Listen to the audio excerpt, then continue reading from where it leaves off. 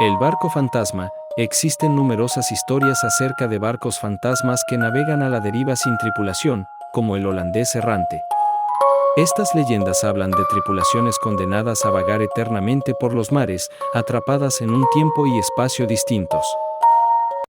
Hace muchos años, en la década de 1800, un barco de carga llamado La Esperanza partió del puerto de Barcelona en dirección a las Américas. La tripulación, compuesta por marineros ambiciosos y de un dudable corazón quienes en su boca estaba lejos de Dios, se embarcó en una aventura llena de esperanza y promesas de riqueza. Sin embargo, a medida que el barco se adentraba en aguas más profundas y peligrosas, una tormenta feroz se desató. Los vientos azotaban las velas y las olas se elevaban como montañas, amenazando con engullir al barco. La tripulación luchó valientemente, pero no pudieron evitar que el Esperanza colisionara contra un arrecife oculto. El barco se hundió rápidamente, llevándose consigo a la mayoría de la tripulación. Solo unos pocos lograron sobrevivir, agarrándose a pedazos de madera y flotando a la deriva en medio de la oscuridad y el frío. Pasaron días, y sin esperanza de ser rescatados. El contramaestre del navío que yacía en el fondo infinito del mar, recitó una pequeña súplica a manera de blasfemia y con tono sarcástico. Ojalá algún navío viniese en nuestra ayuda por más demoníaco que sea. Finalmente, una noche, avistaron una luz distante en el horizonte. Era un barco, pero algo era extraño y desconcertante en él. Se acercaba rápidamente y, a medida que se acercaba, los sobrevivientes se dieron cuenta de que no había tripulación a bordo.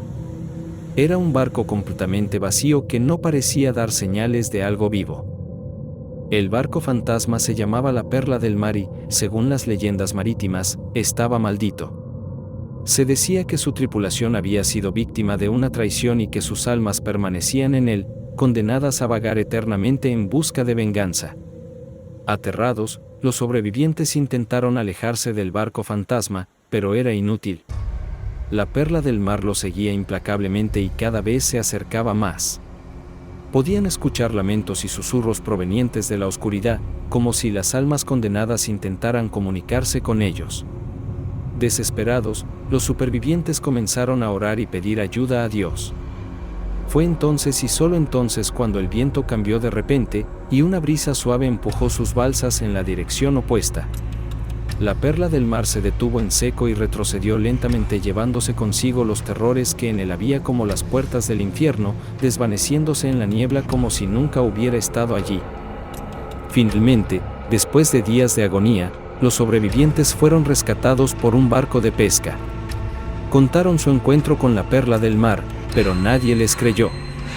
Los consideraron alucinaciones producto del agotamiento y el miedo. Aunque el encuentro con el barco fantasma quedó en la memoria de los supervivientes, nunca volvieron a hablar de ello. Sabían que nadie los creería y temían ser considerados locos. Pero en lo más profundo de sus corazones, siempre supieron que habían encontrado la prueba de que los barcos fantasmas pueden existir en la vida real, y que el mar podría esconder secretos mucho más oscuros de los que imaginamos. Anónimo. Hace muchos años, me retiré a una pequeña cabaña en medio del bosque. Siempre me había sentido tranquilo y seguro en ese lugar, pero una noche cambié de opinión. Recuerdo bien que ese día las hojas caían lentamente mientras el viento susurraba entre los árboles. Me encontraba sentado en mi sala, leyendo un libro, cuando de repente escuché un golpe en la ventana. Me levanté y fui a verificar, pero no había nada allí. Pensé que habría sido solo el viento o una rama que golpeó fuerte, así que volví a mi lectura. Sin embargo, los golpes en la ventana persistieron a lo largo de la noche, cada vez más fuertes y constantes. Empecé a sentir un miedo inexplicable y decidí cerrar las cortinas, pero eso no detuvo el ruido. Me levanté y me acerqué a la ventana para ver si podía encontrar una explicación, pero tan pronto como me acerqué, los golpes se detuvieron repentinamente. Me quedé mirando la oscuridad del bosque, tratando de calmar mi corazón acelerado, cuando de repente escuché risas. Eran risas inquietantes y escalofriantes, que venían de lo más profundo del bosque. Sentí un escalofrío recorrer mi espalda y decidí cerrar todas las ventanas y puertas, buscando protegerme de lo que fuera que estuviera ahí afuera. Pensé que tal vez solo estaba imaginando cosas, así que traté de relajarme y volver a mi libro, pero las risas seguían llegando, cada vez más cerca. Decidí hacer una llamada a la policía, pero cuando tomé mi teléfono, me di cuenta de que había perdido la señal. Estaba completamente aislado y solo en medio de la noche, con un enemigo desconocido riéndose en la oscuridad del bosque. El miedo se apoderó de mí y me paralicé en mi propia casa. Sentía como si estuviera siendo observado, como si algo estuviera acechando en las sombras, esperando a que me descuidara para atacar. El tiempo pasaba lentamente, pero las risas seguían resonando y cada vez su tono se volvía más amenazante. Hasta que el pomo de la puerta empezó a temblar descaradamente, sentí como mi corazón casi paró de latir. Corrí rápidamente saliendo del zoque en el que me encontraba para asegurar la puerta con una silla. Las ventanas temblaban y se escuchaba cómo se quebraban los vidrios. Se lo juro viejo, nunca en mi vida sentí tanto espanto y cuando creí que estaba todo perdido. Finalmente, antes del amanecer, las risas cesaron. Me atreví a asomarme por una pequeña rendija de la cortina, tratando de ver si algo había cambiado, y me encontré con una escena aterradora. Alrededor de mi cabaña estaban esparcidos varios juguetes rotos y muñecas desgarradas, muchas de ellas manchadas con sangre, arañazos en toda la cabaña. Temblé de horror al comprender que había estado siendo acosado por fuerzas sobrenaturales. Algunos espíritus malignos habían jugado conmigo esa noche, aprovechándose de mis miedos y debilidades. Decidí abandonar esa cabaña y nunca regresar, dejando atrás esa experiencia aterradora y jurando nunca más adentrarme en aquel bosque oscuro. Hasta el día de hoy, no sé qué fue exactamente lo que me acechó esa noche. Pero sí sé que la oscuridad y el silencio del bosque pueden albergar terrores más allá de nuestra imaginación, y que hay cosas en este mundo que escapan a nuestra comprensión y con las cuales es mejor no tratar. Les agradezco por contar mi historia, mil gracias y cuídense mucho. Anónimo. Ventrílocuo. Han vuelto, doctor. ¿Quiénes? ¿Quiénes han vuelto? Las voces, las he vuelto a escuchar. ¿Y esta vez qué dicen? Han empezado con algo nuevo, me pedían que las viera, que yo podía verlas, solo tenía que querer hacerlo y podría verlas frente al espejo. ¿Y lo hizo? Sí, los vi frente al espejo, en el brillo de mis ojos, son muchos, aunque no distinguí figuras de cuerpos o rostros, vi muchos pares de ojos brillantes que dejan una estela de luz cuando se movían, son muchos. ¿Y todos hablan? ¿Qué le dicen? De todo, doctor, algunos quieren que mate, otros que robe, algunos otros que viole, pero en lo que todos están de acuerdo es en que debería acabar con usted. ¿Por qué lo dicen? Dicen que usted tiene celos, celos de que ellos me eligieran a mí y no a usted, que usted quiere deshacerse de ellos y por eso debemos actuar antes que usted. ¿Y usted qué piensa al respecto? Les dije que no podía, que no soy capaz de hacer nada de lo que me piden que haga. ¿Y dejaron de hacerlo? ¿Dejaron de pedirle que se deshiciera de mí? No, solo me dicen que ellos sí pueden, que lo único que tengo que hacer es darles permiso. ¿Permiso para matarme? Solo permiso para tomar el control. Dicen que iré a un lugar tranquilo lejos de ellos y de usted, donde estaré mucho mejor. ¿Y ha pensado en darles el permiso que le piden? No, doctor. Eso nunca. Ja ja ja ja ja ja ja. La carcajada del paciente con trastorno de identidad disociativa resonó en todo el consultorio de su psiquiatra. Después de terminar su show de ventriloquía mientras sostenía la cabeza del doctor aún con la cara de sorpresa que tenía en el mismo momento en que se la arrancó con sus propias manos. Historias de mi padre. Recuerdo muy bien que la relación con mi padre nunca fue muy buena. Pero no porque mi padre fuese maltratador, borracho o abusivo. Era solo que su manera de ser es la de una persona muy callada y le costaba expresar sus emociones. Rara vez lo vimos mis hermanos o yo abrirse con nosotros. De muchacho, tenía una edad más o menos de 17 años. Recuerdo que vivimos en un barrio que actualmente está muy urbanizado, pero cuando recién llegamos a vivir allí, eran pocas casas y tenía mucho monte o como en otros lados le dicen algo de bosque, y hasta unas 3 lagunas que lo rodeaban. Recuerdo que vivíamos solos con mi padre porque él y mi madre se habían separado, y bueno, la casa tenía una sola habitación, y mi padre se quedaba en la sala.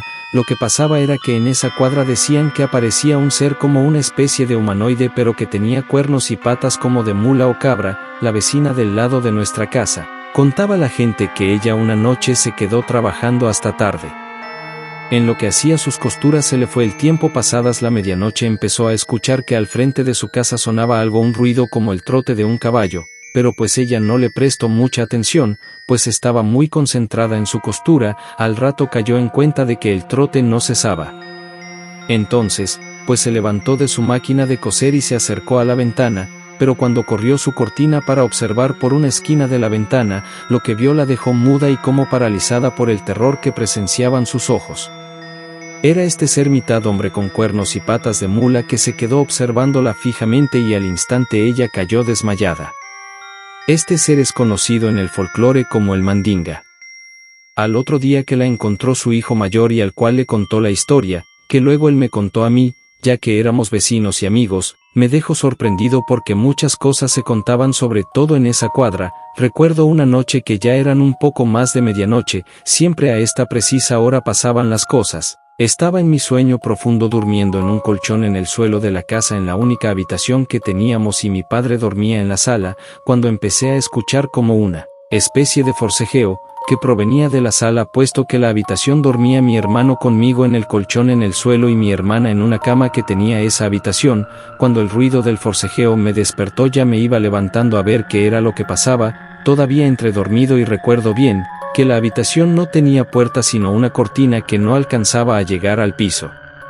Cuando estuve sentado en el colchón vi, como por debajo de la cortina venía mi padre arrastrándose como los soldados en rastrebajo, y llego al colchón muy asustado.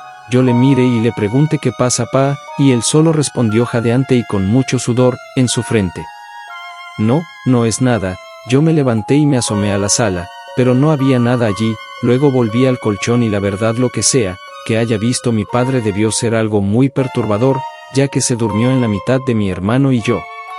Y hasta el otro día, le pregunté pa, qué fue lo que pasó anoche, a lo cual me dijo nada, nada. Pero yo estaba seguro que esa entidad algo tenía que ver. Otra noche estaba con mi hermano y un amigo en un parque por la misma cuadra, estábamos recechando divirtiéndonos, y empecé a molestarlos con la aparición esa, y a burlarme de ese tema y desafiándole a que apareciera si de verdad había algo allí, cuando no me lo crean, pero la luz del barrio se fue.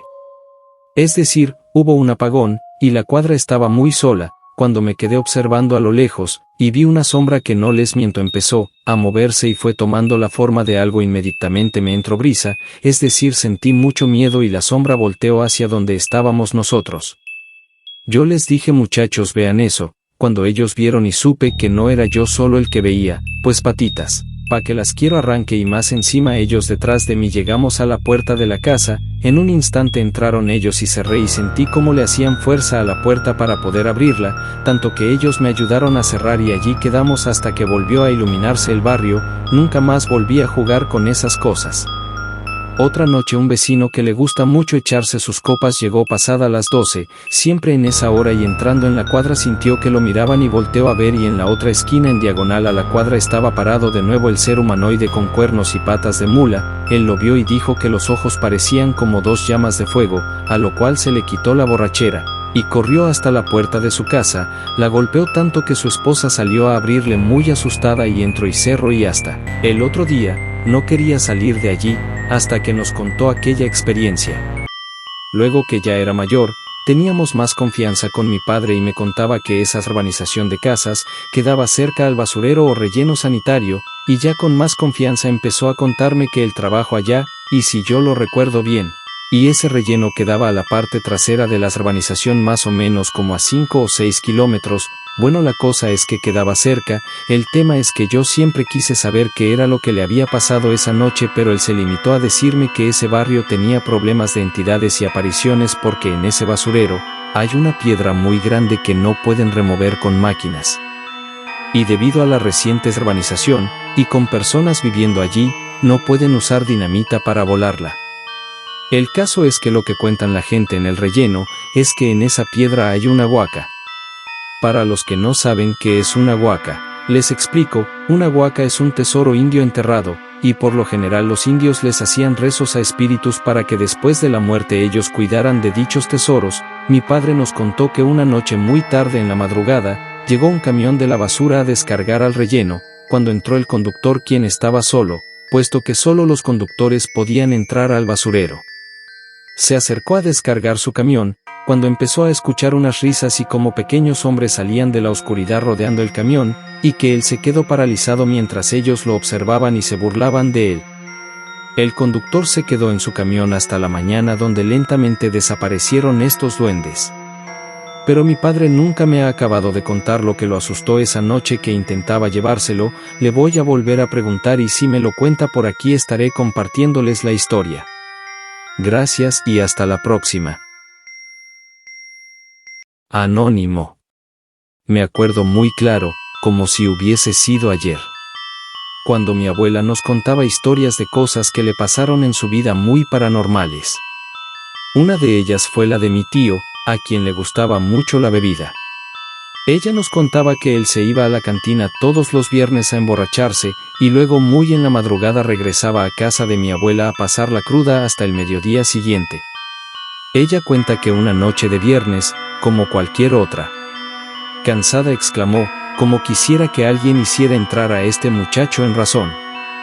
Mientras mi tío bebía a reventar en la cantina, ya pasada la medianoche salió tambaleándose en dirección a la casa de la abuela. El camino para llegar a la casa, se tenía que subir una pequeña falda, como una pequeña colina con vegetación, y claro que en el estado que estaba mi tío, le resultó muy difícil la subida, pero lo logró. Cuando llegó a la parte superior, inclinado con las manos en sus rodillas, dijo en voz alta: maldita subida, sí que estoy cansado. En ese momento él mismo cuenta que escuchó cuando alguien, cerca de él, le respondió: si usted está cansado, yo sí que es cierto. Cuando volteó a ver quién era el que le hablaba, dice que no le vio la cabeza por ningún lado.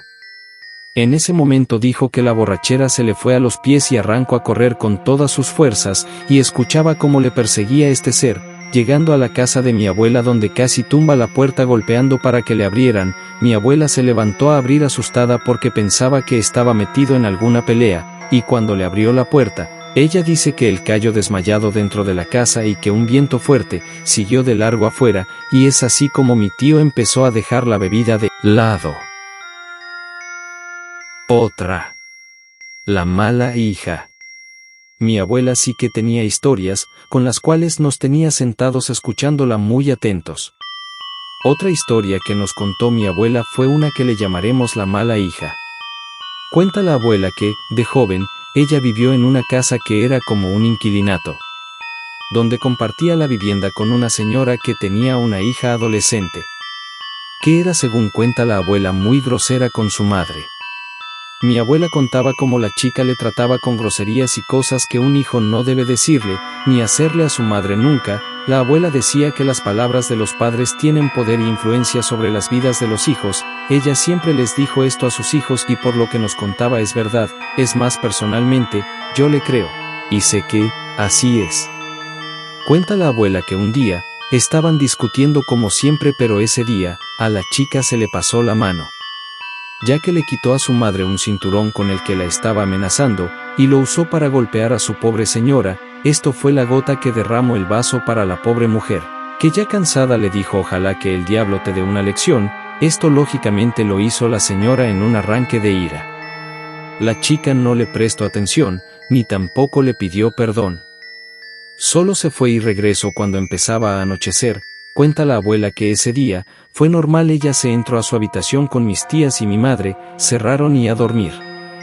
Pero pues llegada la madrugada, mientras tanto en la otra habitación se encontraba la señora descansando y dormida, y su hija se levantó para ir al baño. Resulta que esta casa era muy antigua aún para ese tiempo y el baño era como un baño de letrina, es decir que funciona con un hueco que es cavado en la tierra. La chica entró y cerró la puerta del baño y se inclinó a orinar, mientras se fumaba un cigarrillo. Cuando terminó de fumar, tomó el cigarrillo y lo arrojó en el hueco de la letrina y se levantó a subirse sus pantalones, que aún no se había cambiado, y llevaba el cinturón puesto, el mismo con el que le pegó a su madre. Resulta que mientras esto pasaba, la colilla tocó el fondo de la letrina y echando chispas, que de un momento a otro se convirtieron en grandes llamaradas de fuego, de donde salió el mandinga o diablo con cuernos y todo, y tomó a la chica y le quitó el cinturón con el cual la empezó a golpear, mientras ella gritaba, intentando alcanzar la puerta del baño, para escapar gritaba muy fuerte, pero es muy extraño porque la abuela cuenta que ni ella, ni mis tías, ni mi madre, ni siquiera la señora madre de la chica escucharon nada, ningún alboroto. Ni nada. El caso es que, al otro día, encontraron a la chica en el patio de la casa, con moretones, magullada, chichones y arañazos por todo su cuerpo y en un estado como catatónico, donde no podía hablar ni moverse. Hasta que, al siguiente día, le contó a su madre entre lágrimas y pidiéndole perdón por todo lo que le había hecho, le contó toda la historia a la madre, quien se la contó a mi abuela. Es así como mi abuela se dio cuenta de que las palabras lanzadas de boca de sus padres a sus hijos tienen el poder de bendecir o maldecir. Otra. La piedra. Otra historia que nos contaba mi abuela era como una madre maldijo a su hija desobediente porque ésta se quería escapar y en una noche de tormenta, la chica salió corriendo de casa y su madre desde la puerta le gritó ojalá te coma la tierra y que al instante la tierra se abrió y la chica quedó atrapada hasta su cintura, donde le fue imposible escapar y se convirtió en piedra. Esta leyenda tiene una historia detrás, que sucedió según se cuenta, que en las faldas o colinas de Bogotá al sur de esta ciudad. Antes que fuera un barrio urbanizado era solo campo, con ovejas y animales de pastoreo, donde un niño le levantó la mano a su madre, porque ésta no le quiso dar una moneda y salió corriendo de la casa. La madre muy enfurecida, lanzó una sentencia o maldición sobre la criatura. En piedra te habrás de convertir. Cuenta la historia que el chico tropezó y rodó a tumbos hasta parar muy cerca de la quebrada, donde con sus brazos tocándose el estómago quedó petrificado con la forma ahora de un hombre acostado, con sus brazos en el estómago. Porque según cuenta la gente, la piedra ha ido creciendo con el tiempo. Les comparto una imagen del sitio real.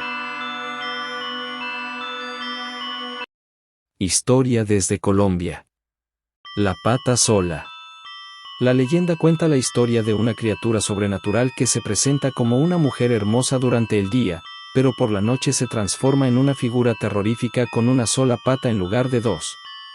Se dice que la pata sola acecha a las personas que se encuentran en lugares desolados, como caminos oscuros o bosques. Dicen que la criatura se acerca sigilosamente y hasta que emite un silbido a manera de grito sumamente escalofriante, que causa a sus víctimas terror y desesperación.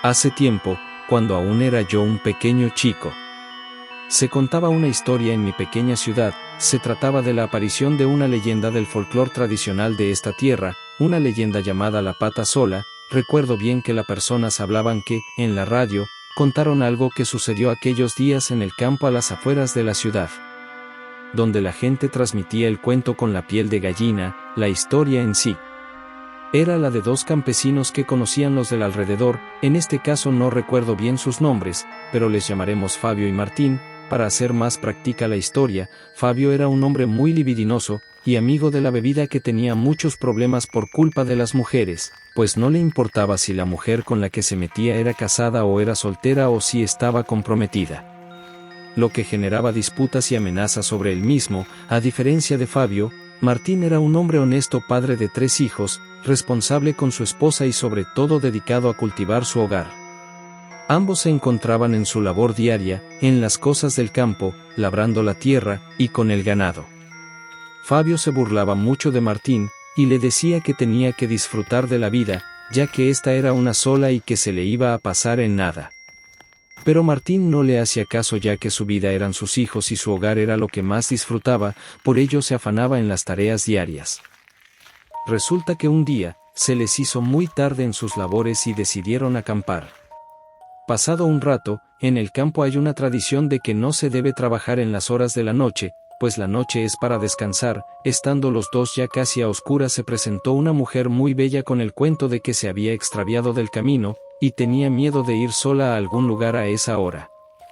Esto sorprendió mucho a Martín, que empezó a preguntarse, cómo una mujer así de bella y con esa ropa elegante estaba sola a esa hora en el campo. Sospechoso, ¿no les parece?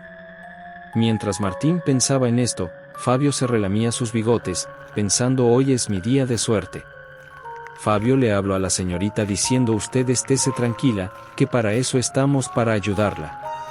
Luego tomó a Martín del brazo y le dijo: Campey, le quiero pedir de favor que me deje encargarme de este asunto. Yo me hago cargo de esta princesa. Contestándole Martín Campey, qué pena que le diga, pero ¿no le parece muy sospechoso que esta señorita esté en este lugar a esta hora sola? A lo que Fabio le respondió: eso son bobadas, no se me preocupe. Fue entonces que Fabio sacó una botella de aguardiente y le ofreció a la mujer, que se notaba animada con Fabio. Entre tanto Martín ya se quería ir a descansar. La pequeña cabaña donde se quedaban, tenía un solo cuarto con un camarote y pequeña estufa a gasolina. En el camarote dormían Fabio en la cama de arriba y Martín en la de abajo. Martín entró en la cabaña y se acostó en su litera, dejó a Fabio y la misteriosa chica afuera en una fogata que tenían, pasada la medianoche, y con todo a oscuras Martín despertó porque sentía que algo goteaba en su rostro, escuchaba un sonido muy extraño. En la litera de Fabio, y pues ya molesto a tientas buscó la linterna y con mucho cuidado se levantó y pendiendo la linterna, pudo ver la escena más horrorosa que había presenciado en su vida. Cuando presenció como de aquella dama no quedaba nada, ahora era una bestia con rasgos efímeros de mujer, ojos rasgados y como los de una serpiente o algún reptil, una dentadura de fiera, y unas uñas que más bien parecían las garras de un águila. Martín sintió un escalofrío que le bajó por la espina y rápidamente se convirtió en un corrientazo por los pies al ver la escalofriante fiera que tenía enfrente con los restos de su ya difunto compañero Fabio. El corrientazo por los pies lo impulsó a salir de esa cabaña a tumbos, y una velocidad de la que no sabía que era capaz. Muy pegado a él, detrás suyo el espantoso monstruo le perseguía, ya casi alcanzándolo y gritándole que no corriera, que aún estaba hambrienta. Martín vio a lo lejos una cerca que contenía al ganado. Dirigiéndose allí saltó la cerca con gran violencia, cayendo y dando tumbos se arrastró. Con el miedo y el terror que casi lo dominaban por completo dijo: este es mi final. Y cerrando los ojos, escuchó cuando la aterradora patasola le gritó: te salvas por estar entre el ganado. Cuando Martín abrió los ojos se dio cuenta que estaba entre el ganado, que al presenciar a la espantosa aparición se arrodilló y protegió a Martín, y vio como el ser horripilante se alejaba a gran velocidad saltando en una sola pata. La gente de mi tierra tiene la creencia que el ganado es sagrado, puesto que estuvo en el pesebre y presenció el nacimiento de Jesús. Amaneciendo poco después, cuando el amanecer era muy claro, por fin Martín tomó valor y se atrevió a regresar al pueblo, completamente embarrado y con su ropa de trabajo manchada en sangre. Regreso donde, después de salir del susto que lo tenía como fuera de sí mismo, le contó a todos lo que había pasado, cómo había perdido a su compañero de labor. Gracias por compartir mi historia y cuidado, no confíen en mujeres muy bonitas que se presentan en lugares tan extraños. Anónimo. El pasajero. Cuentan que los buses intermunicipales, que van de una ciudad o departamento a otro. En este caso, y para ser más precisos, los intermunicipales que atraviesan los que es el Campo Santo y cementerio más grande de Colombia, por lo menos. Antiguamente llamado Armero, dicen que no les gusta pasar en las horas de la noche por este sitio, debido a la presencia paranormal que allí se presenta. Hablan acerca de la historia de pasajeros, que se suben al transporte en la carretera y cuando el vehículo está atravesando el Campo Santo dicen que por favor los deje en este sitio, pero cuando el conductor voltea a ver, desaparecen o se bajan, y cuando ellos intentan ver a dónde se van, se desvanecen en el aire de la fría noche. O un señor que es muy obeso y el cual hace que el transporte pare, para bajarse, pero pide ayuda. Ya que no puede levantarse de su silla, cuando el conductor y su ayudante intentan levantarlo, cuentan que es imposible por el peso. Es entonces que sienten mucho miedo y empiezan a orar, hasta que el pasajero obeso desaparece en medio de una carcajada. O también cuentan que al ir manejando ven cómo las personas atraviesan la carretera de un lugar al otro perdiéndose en la oscuridad de la noche, ya que este sitio no cuenta con luz, sino solo las farolas que alumbran la carretera. Hace mucho tiempo, me dirigía con unos amigos a la casa después de un viaje de ver a nuestro equipo de fútbol. Aquí se practica algo que se llama guerrear, y se trata de viajar sin dinero, y pues toca pedir comida, agua, dinero. Esto con el fin de llegar a la ciudad donde juegue el equipo de uno. El caso es que nos colgamos de un camión cementero, pero este tenía un espacio en toda la mitad del tráiler en el cual, mis dos amigos y yo, nos logramos colar después de que la cementera bajara la velocidad, en una curva. Ya era muy tarde de la noche y nosotros dormíamos, pero de repente empecé a sentirme muy extraño, y me desperté. La verdad no sé dónde estábamos, pero era muy oscuro y solo se veía la carretera, por las farolas de los camiones y una luna llena imponente. Lo siguiente es que empecé a escuchar en el viento de la fría noche como unos quejidos y llantos, a lo lejos, luego cerca como si nos rodearan. Yo sentí mucho escalofrío, entonces desperté a mis compañeros y cuando se levantaron les conté. Muchachos, estoy escuchando cosas, nos están asustando. Uno de ellos miró alrededor y dijo muy tranquilo. Ah, no. Es que esto es armero, aquí asustan, siempre es así. Entonces caí en cuenta de que no nos habíamos colado en el tráiler, el conductor nos dejó subir, para no tener que pasar solo por este lugar. Hasta hoy no he vuelto a pasar por allí, pero la verdad nunca he podido olvidar esos sonidos tan espeluznantes.